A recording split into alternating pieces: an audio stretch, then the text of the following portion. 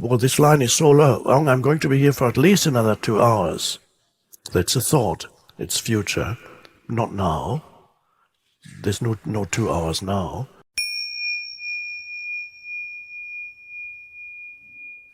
The body gains in strength because you made life difficult for your body.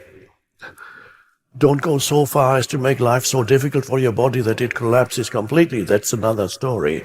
You find the middle way in everything.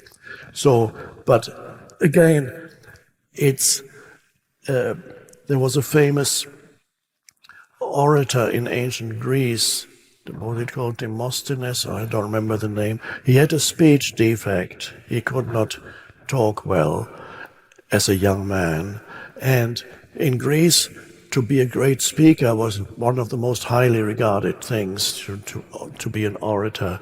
And he wanted to go beyond his speech defect, and they say in order to get beyond it, he put little pebbles in his mouth and started delivering speeches to the ocean, the sea, and he was there with pebbles, and was shouting and talking to the ocean, to the sea for several years, and in the end, the speech defect disappeared, and he became one of the greatest orators in ancient Greece.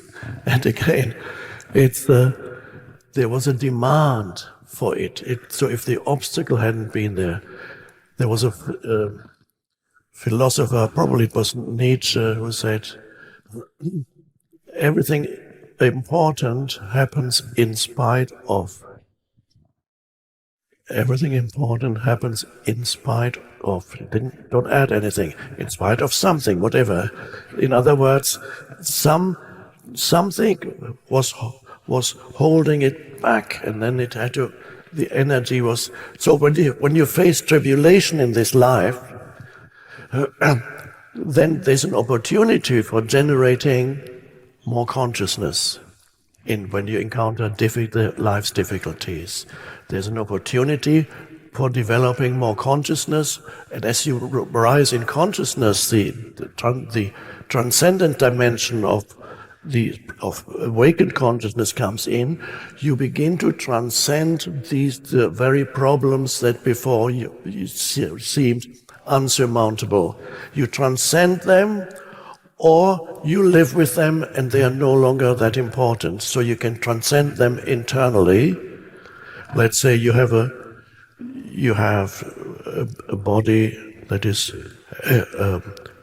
disabled in one way or another, and the problem then, as you awaken spiritually, sometimes it happens that the body gets healed, and at other times it happens that the transcendent consciousness arises and the disability of the body is no longer a source of suffering for you.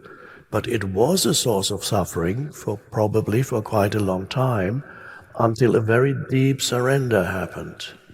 And in this deep surrender, you transcended this source of suffering.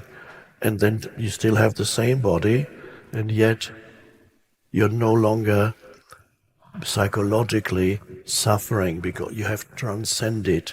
So many things in this life, they can be, you can overcome an obstacle, or you can transcend an obstacle. If you overcome an obstacle when external things, you do external things in order to remove the obstacle, to get beyond it. If that is not possible, then internally you transcend. So it no longer, the obstacle, the so-called obstacle is still there, but it doesn't matter anymore to you. It is no longer so. In fact, you may be grateful for it. I describe I believe in the New Earth, when I was a student, I learned something from observing the famous scientist Stephen Hawking, who happened to be at the same college as me in England. And every time at lunchtime, I would see him next to the table that I was at with friends. He was not famous at the time; it was a long time ago. He was in a wheelchair, unable to move his arms already, unable to put food in his mouth, unable to speak except make croaking sounds. Later he had a machine that he could use for communication. At that time he just could make croaking. He was already a professor, and at first I didn't know who he was. I asked him, who is this person? He was being fed by his graduate students would feed him food, and he would sit there and go, what a horrible fate. If you are unhappy, think of a fate like that, to be burdened with a body like that. I can't imagine anything worse. And then a great lesson was when I saw him once or twice, especially a first occasion. I opened the door for him. He came in at the same time. He came in with his wheelchair. I opened the door and I looked into his eyes, and he looked up at me. And then I saw he was not suffering anymore. There wasn't a psychological suffering entity. There was just an acceptance. So although he may not have gone deep into spiritual awakening, there was an enhanced ability to use his mind. And I believe he had some spiritual awakening, but he used his mind a lot. His mind was still active. If he had reacted against his condition, he would not have had achieved anything. His ability to think creatively would have diminished. But through his acceptance, he was in touch with that deep power out of which intelligence arises. And so he was free there was not a suffering personality there. And he would have been totally justified in being very unhappy and miserable. So that again is an example of transcendence, transcending something that before was a seemingly impossible obstacle. I believe that all this is contained in the story of which can be appreciated even if you're not a Christian. Perhaps you can appreciate it more actually if you're not a Christian. That there's a deep truth that is hidden in the image of Jesus on the cross. It's an image that's very strange.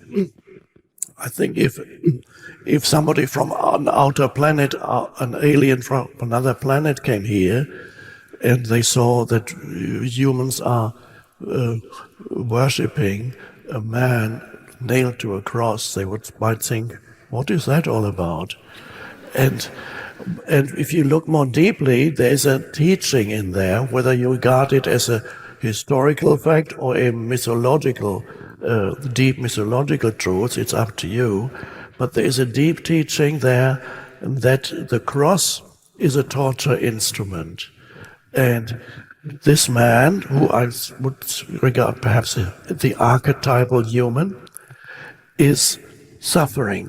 He is nailed to the cross. He is in deep suffering. There's the torture instrument.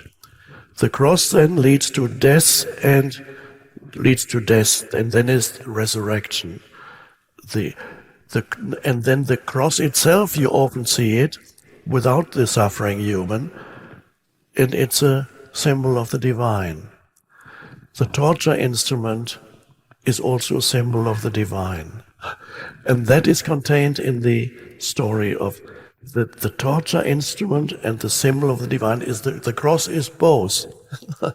And there's a very deep truth embedded in there that perhaps humans would not have been able to understand if one had explained it conceptually.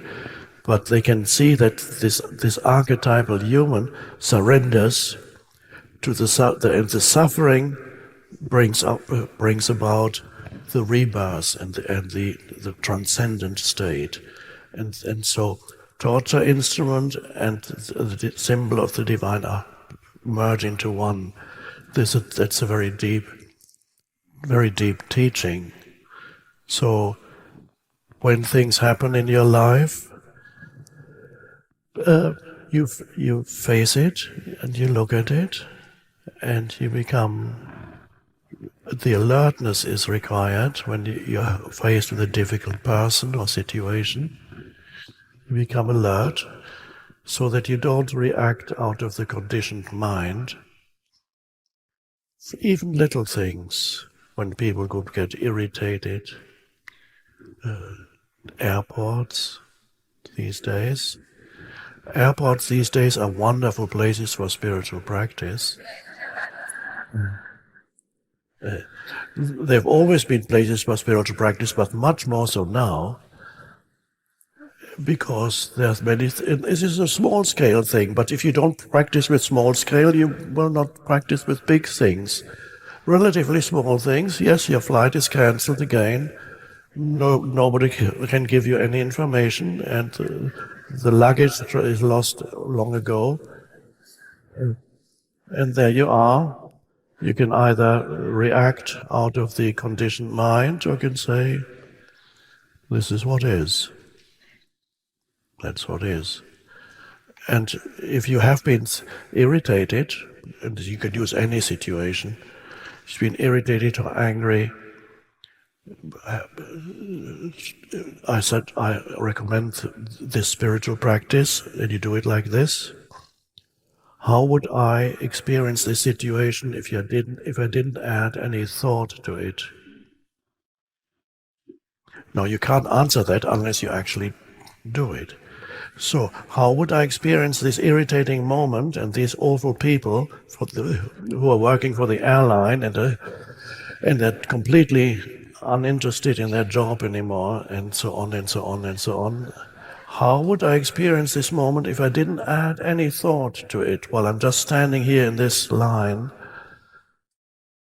And any thought would be, for example, well, this line is so long, I'm going to be here for at least another 2 hours.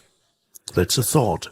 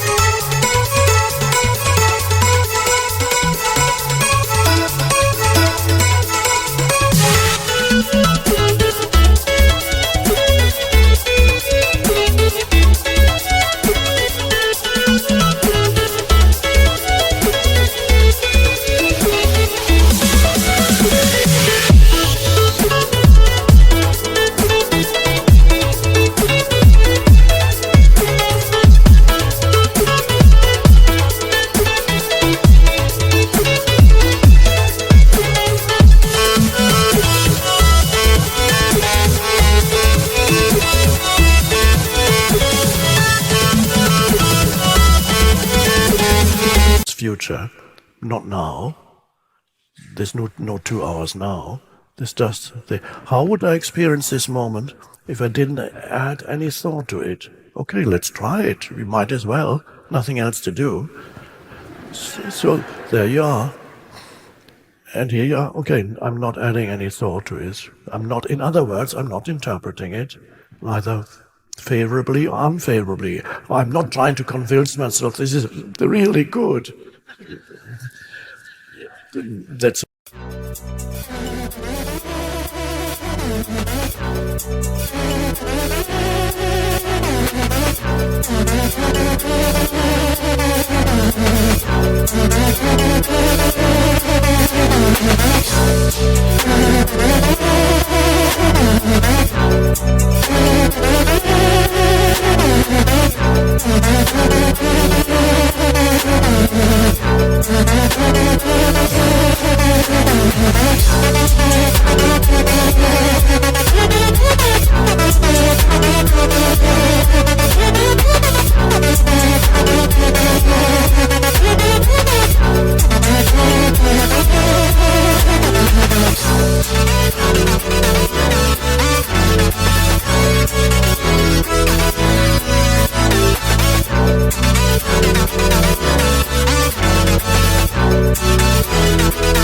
another thought, and it would be not really true in that here.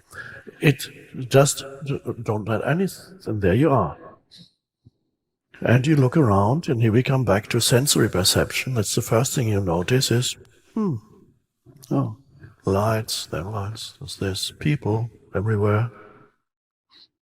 Or movement of people standing.